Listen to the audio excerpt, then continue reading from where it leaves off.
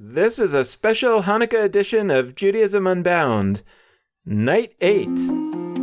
Welcome back, everyone. I'm Dan Liebenson. And I'm Lex Rofberg. So we've reached the 8th night, Lex, and there's one topic that we really haven't covered yet, which is wrong for a Jewish holiday. You know, the whole idea of a Jewish holiday is they tried to kill us, they failed, and let's eat.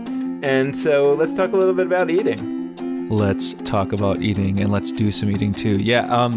I think that Hanukkah's culinary vibe is pretty wonderful because a lot of people know in America that potato pancakes are associated with Hanukkah, and that's absolutely true. It's especially true for those of us who are Jews of East European ancestry. It's not necessarily always true for Jews who come from other backgrounds, but what is true, regardless of where in the world you are from, I just thought of where in the world is Carmen Sandiego. Shout out to my millennials. Anyway, regardless of where you're from in the world, the key is not necessarily the potato part, as much as we might think it is, and as much as I might insist that my mother's latkes are the greatest on the planet, because they are.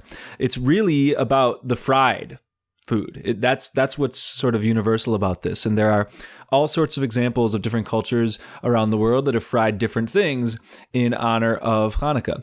And you can find a bunch of them on our website, but just sort of without giving you the specific examples that others have already come up with, I'd encourage you out there to just fry something. Like, grab your frying pan.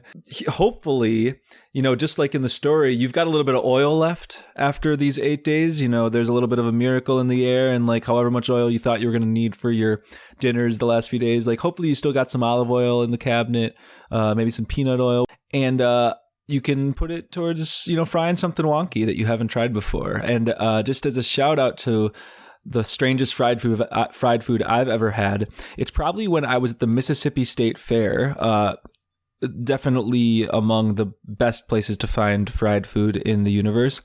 And I had fried Kool-Aid. It basically was just like fried sugar. And it wasn't very good, if I'm being honest, but I'm still glad I did it, and I would do it again.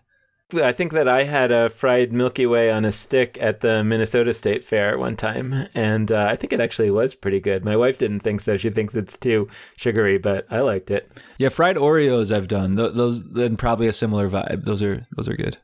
Yeah, I mean, so I totally agree with what you're saying. I mean, I think that it would be a very cool Hanukkah tradition just to like fry something different every night. You'd probably have a heart attack at the end of Hanukkah, but it would be worth it.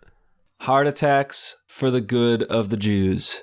Hanukkah 2017, 5778. Let's do it.